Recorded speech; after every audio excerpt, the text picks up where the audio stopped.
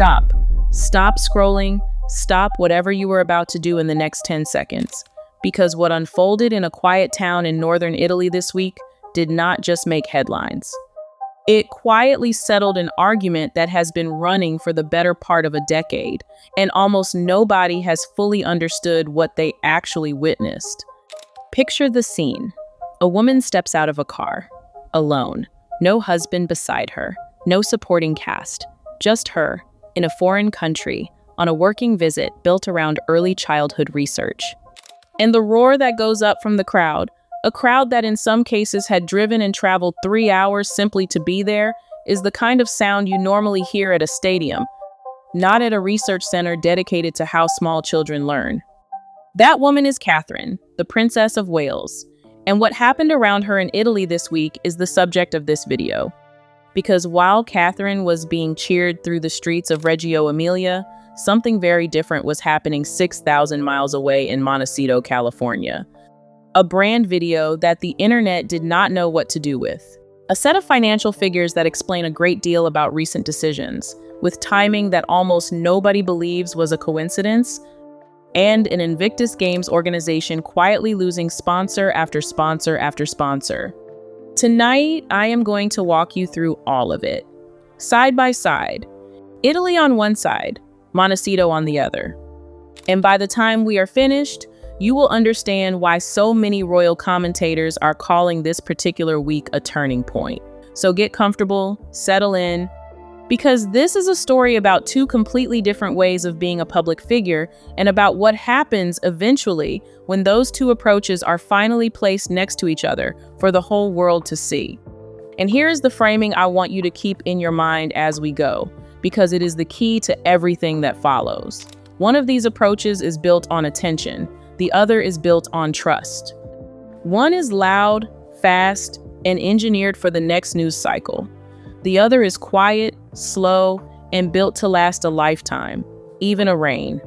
For years, the argument between those two philosophies has played out at a distance, in separate headlines, in separate countries, never quite meeting in the same frame.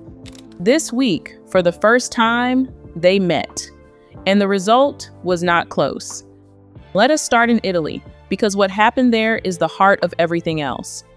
Catherine traveled to Reggio Emilia for her early years project, and for anyone who has not closely followed this side of her work, here is the context that matters. Catherine has spent years researching early childhood development, not because someone told her to, not because it tested well in a focus group, because she genuinely cares about it. She has read the research. She has spoken to the experts. She has visited centers around the world.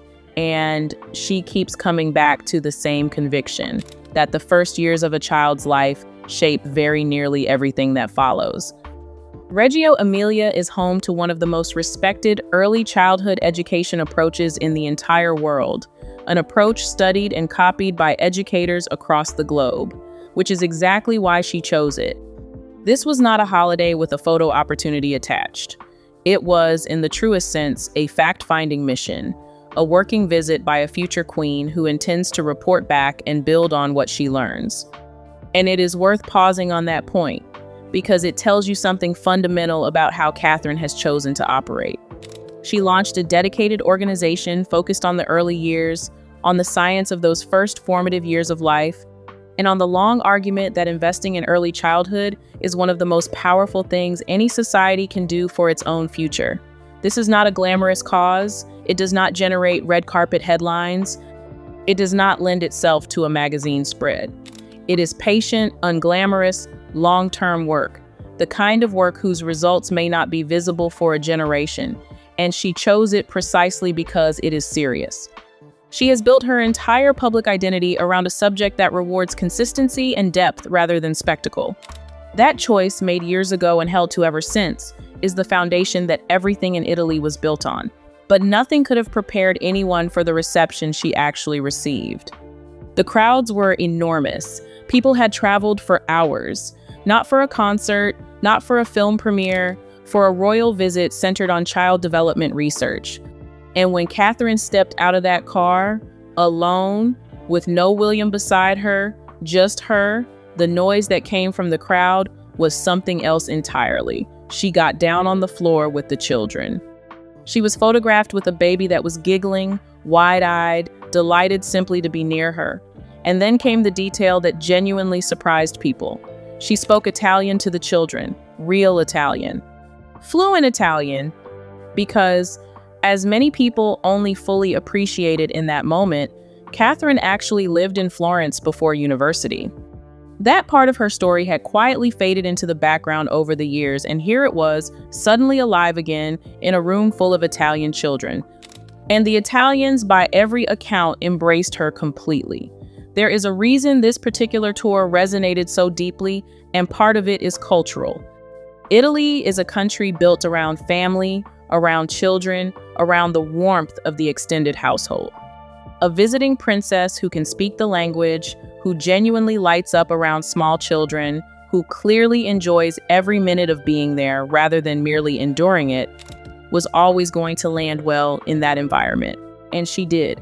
She made pasta. She was photographed, cuddled up with children. She moved through the trip with a visible, unforced ease. By the second day, the sense among observers was unmistakable. This was someone who was not only back, but back at full strength and visibly happier and healthier than she had appeared in a long and difficult time. And here's the thing you cannot manufacture. The children did not politely approach her the way children sometimes do when they have been told to behave for an important guest.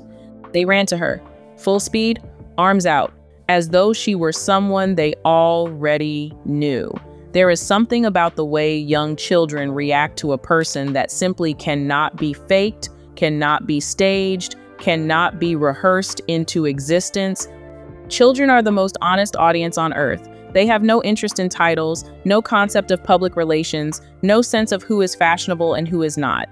They respond only to warmth, and they respond to it instantly. And every single child in that room went straight to her.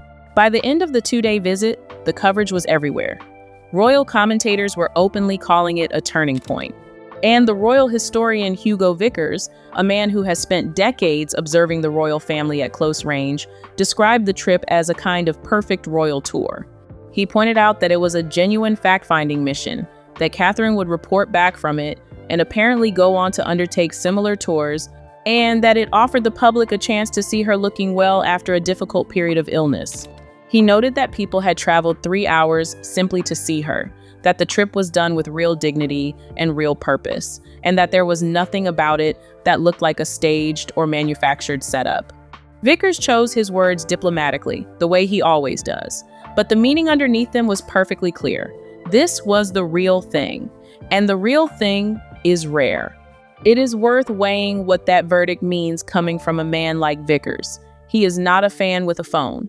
He is a serious royal historian with decades of close observation behind him, a man whose entire professional reputation rests on careful, measured judgment rather than on enthusiasm. When a figure of that standing describes a tour as natural, purposeful, dignified, and entirely free of artifice, that is not idle flattery. It is a considered professional assessment from someone who has watched a great many royal appearances, good and bad, staged and genuine, across a very long career. He has seen what manufactured looks like. He has seen what authentic looks like. And his verdict on Reggio Emilia was unambiguous. Now hold that image in your mind. A woman alone in a foreign country, fluent in the local language, surrounded by children who ran to her, cheered by thousands who had driven for hours. Hold it. Because we are about to cross the Atlantic, and the contrast is going to be stark. Right around the same time, Catherine was being cheered through the streets of northern Italy. A very different kind of content appeared online. Meghan Markle posted a new promotional video for her As Ever brand, and the reaction across the internet was swift and almost unanimous. The video was, depending on how you read it, selling jam, marmalade, a lifestyle product. And let me be clear and fair about this. Nobody begrudges anyone the right to build a business and promote it. That is not the point. The point is the video itself and the way it landed. Viewers described Meghan dressed in an evening gown, touching her chest, gazing dramatically into the camera, drinking tea in a manner that seemed intended to feel aspirational or cinematic or seductive or something. And the comment sections genuinely could not work out what it was going for. One viewer described it as the behavior of someone who believes they are far more fascinating than the rest of us actually find them. Another said it resembled an audition reel for a show that nobody had commissioned. And those descriptions stuck because they captured something real and something important. There is a gap between how Meghan appears to see herself and how the audience actually receives her. And the difficult truth, the truth that sits underneath this entire story, is that the gap has been getting wider, not narrower. The harder she works to project a certain image, the more visible the distance between the image and the reception becomes. And that is not a problem a stylist can fix. It is not a problem a new brand video can fix. It is the central, structural problem of the entire Sussex project. And it is worth understanding why a video like that lands so badly, because the reason is instructive. Genuine warmth, the kind Catherine displayed without apparent effort in Italy, does not announce itself. It does not perform. It simply exists, and the camera happens to catch it. A promotional video built around dramatic gazes and carefully composed lighting is doing the opposite. It is performing warmth, performing intimacy, performing aspiration, and audiences in the modern world have become extraordinarily good at detecting the difference between a feeling and a performance of a feeling. The more polished the performance, the more clearly the audience senses the gap. That is the trap. The very effort that is meant to make the brand appealing is the thing that signals to viewers that something is being sold to them. And once an audience feels they are being sold to, the warmth evaporates. And that question, the question of where she goes next, matters far more once you understand what is actually happening with the money. Because this is where the story stops being about optics and starts being about arithmetic. Sources close to the couple, in reporting picked up across multiple outlets, have described something that explains a great deal about recent decisions. The Sussexes reportedly need a minimum of around $6 million every year simply to cover the basic cost of their life in Montecito. $6 million. And that figure is the baseline, before anything extra. Reporting from Page 6 and others indicates that around $3 million of that goes on private security alone, covering the family, including the 2 children. On top of that sits the mortgage on a property reported to have cost around $15 million. The As Ever brand was, in theory, supposed to help solve that equation. The jams, the honeys, the candles, the whole curated lifestyle offering. But by most accounts, the numbers are not adding up the way they would need to. The reception has been mixed at best. There have been reports of a candle arriving without a wick. The orange marmalade has become something of a running internet joke. And the overall sense from people watching the brand is that it is generating attention without generating the scale of sales that would make a meaningful dent in a $6 million annual operating cost. Attention and revenue are not the same thing. You can have a great deal of one and very little of the other. And the wider commercial picture is not encouraging either. The Netflix relationship has cooled and projects have been canceled. The Spotify deal ended some time ago. The various Hollywood doors that were supposed to swing open the moment they left the palace have, for the most part, stayed stubbornly shut. Harry, by these accounts, is focused on philanthropic work rather than on bringing in large amounts of cash, so the money, by the reporting, is tight. And it is worth being precise about what that actually means in practice, because $6 million a year is not an abstract figure. It is a treadmill.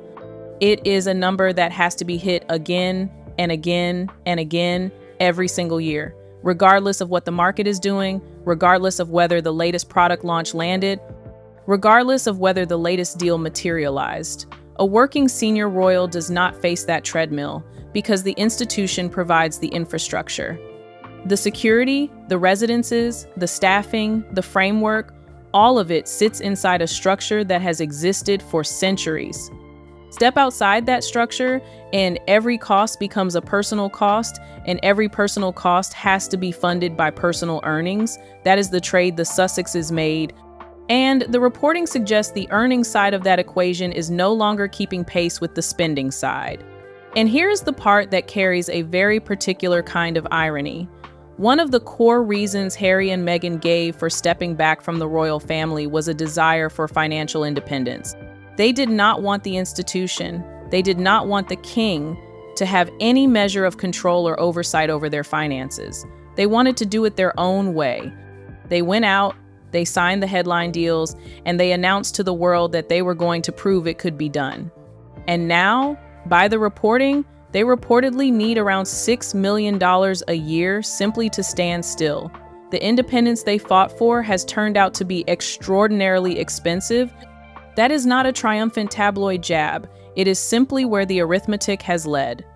But as uncomfortable as the finances are, what is happening with the Invictus Games is a different and more serious matter. The Invictus Games was supposed to be the one thing nobody could argue with. Whatever anyone thinks of Harry, whatever anyone thinks of Meghan, the basic idea, an international sporting competition for wounded, injured, and sick service personnel, is genuinely good. It comes from a real place. Harry founded it after being moved by the United States Warrior Games, and the cause carries real moral weight, which is exactly why what is happening to it now is so difficult to watch. Boeing, a major corporate sponsor of the Games, has, by recent reporting, ended its sponsorship relationship and is not renewing. That reporting has been covered by the American network News Nation.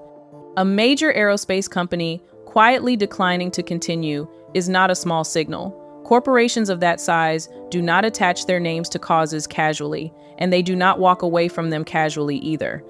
Every sponsorship of that scale goes through layers of review, layers of due diligence, layers of brand risk assessment. When a company of that size decides the association is no longer worth continuing, that decision carries information. It tells you that somewhere inside a very large, very cautious organization, a judgment was made. The Australian government, after Harry and Meghan's tour there, declined to renew a substantial tranche of funding tied to Invictus Australia, a decision that blindsided the local organization.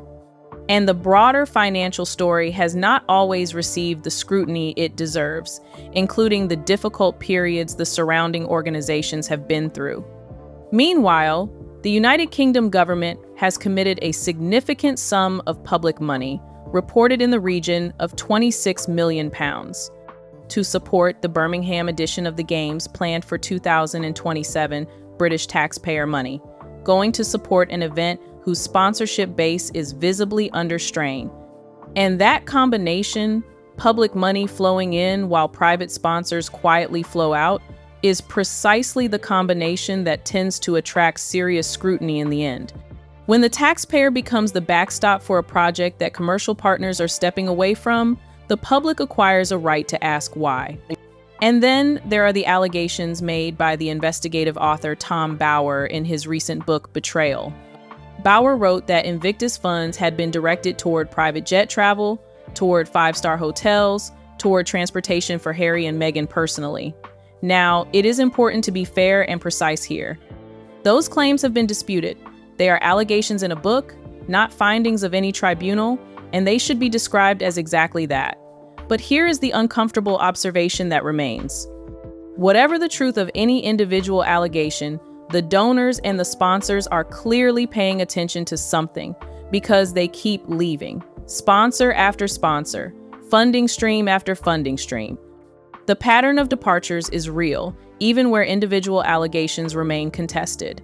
Allegations can be disputed.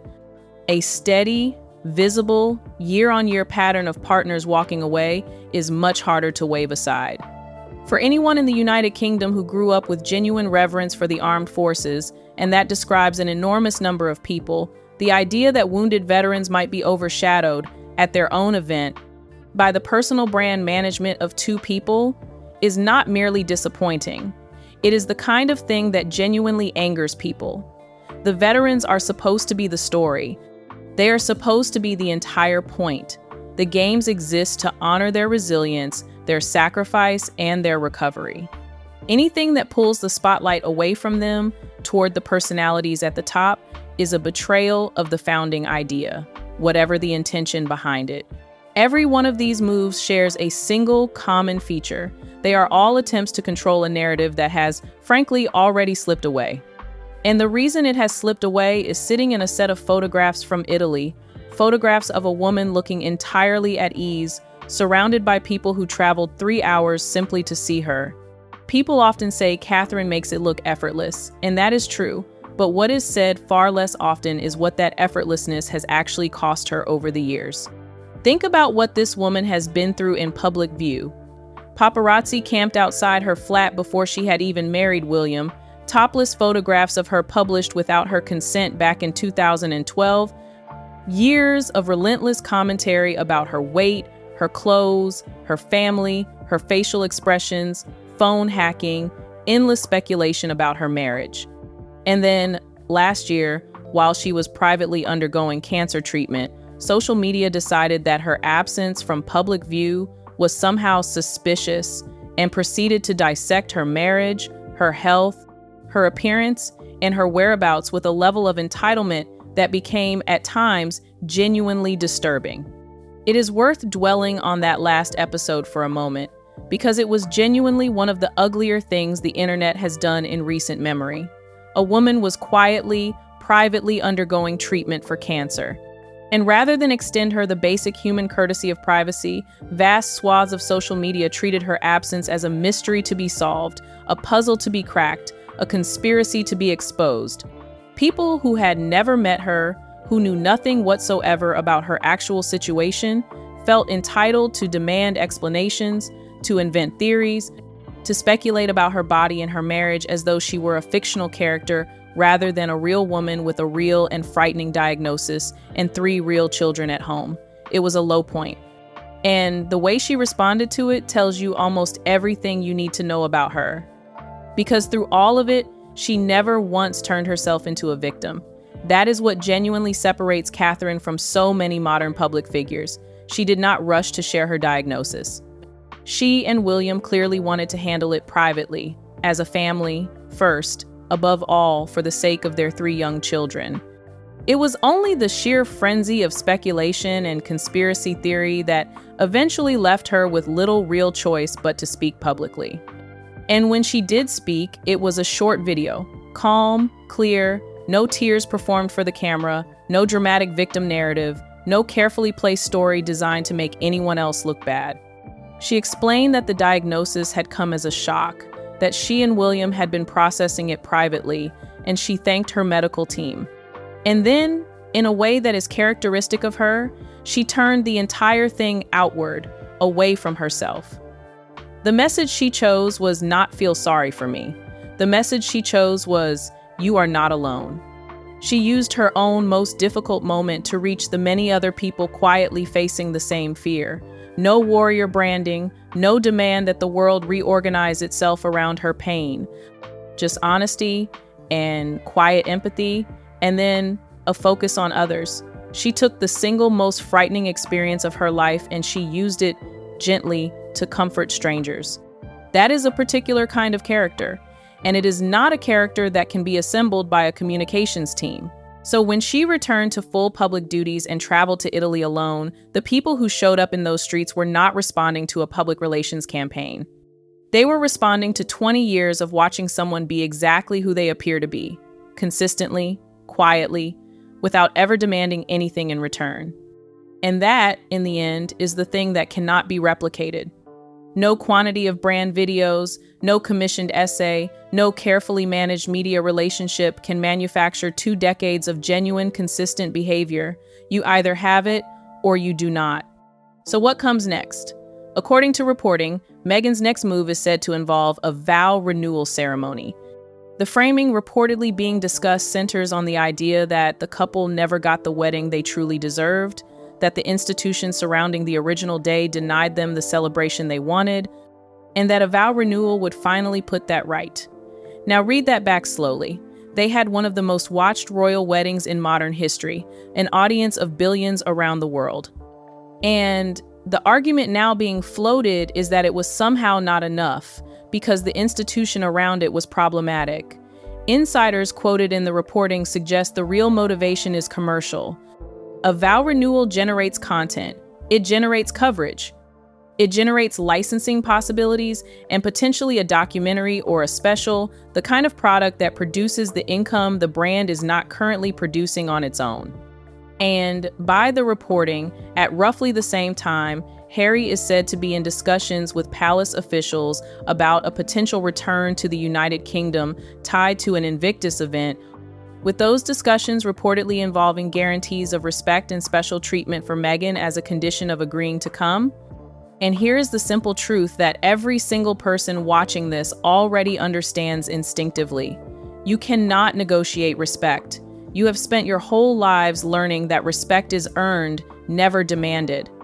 It is built slowly, through years of showing up, doing the work, and not making everything about yourself. Catherine has never once had to ask for it. She earned it the only way it can genuinely be earned.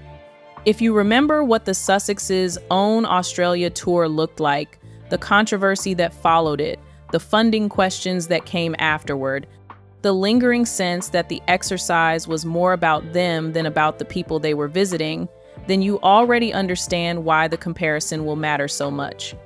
And by the reporting, at roughly the same time, Harry is said to be in discussions with palace officials about a potential return to the United Kingdom tied to an Invictus event, with those discussions reportedly involving guarantees of respect and special treatment for Meghan as a condition of agreeing to come. And here's the simple truth that every single person watching this already understands instinctively. You cannot negotiate respect. You have spent your whole lives learning that respect is earned, never demanded. It is built slowly, through years of showing up, doing the work, and not making everything about yourself. Catherine has never once had to ask for it. She earned it the only way it can genuinely be earned. And now the next chapter is already on the horizon because William and Catherine are themselves heading to Australia. If you remember what the Sussex's own Australia tour looked like, the controversy that surrounded it, the funding questions that followed it, the lingering sense that the whole exercise was somehow more about the couple than about the country they were visiting, then you already understand exactly why this next tour matters so much. The same destination, a completely different approach, and a public that remembers the difference. William and Catherine are not going to do anything dramatic in Australia. They are not going to issue a statement about Harry and Meghan. They are not going to acknowledge any of this publicly at all. They are simply going to show up, do the work, and connect with people genuinely. And the comparison will quietly make itself. That is the part of all this that Meghan, by every available piece of evidence, never fully grasped. The monarchy does not need to publicly defeat anyone. It does not need to issue rebuttals or give interviews or fight back in the press. It simply needs to keep going, keep doing the work, keep showing up. And eventually, the contrast becomes so plain that no amount of brand management can obscure it. Think about why that is. A public relations strategy is, by its nature, a short-term tool. It can manufacture a moment, it can engineer a headline, it can stage a photograph. But it cannot manufacture a decade. It cannot fake the slow accumulation of small, consistent actions year after year that the public quietly registers and remembers. Catherine's strength in Italy was not the product of a clever campaign launched last month. It was the product of 20 years of the public watching her, testing her, scrutinizing her, and slowly, gradually concluding that what they see is what she actually is.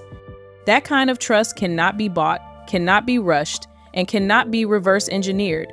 It can only be earned, slowly, in public, over a very long time.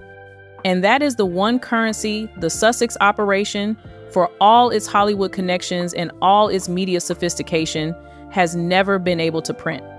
There is also a lesson here about the difference between attention and affection. The Sussex strategy again and again has been built around capturing attention. The brand video, the essay, the network drama, the documentary, the memoir, each one is engineered to make people look. And it works.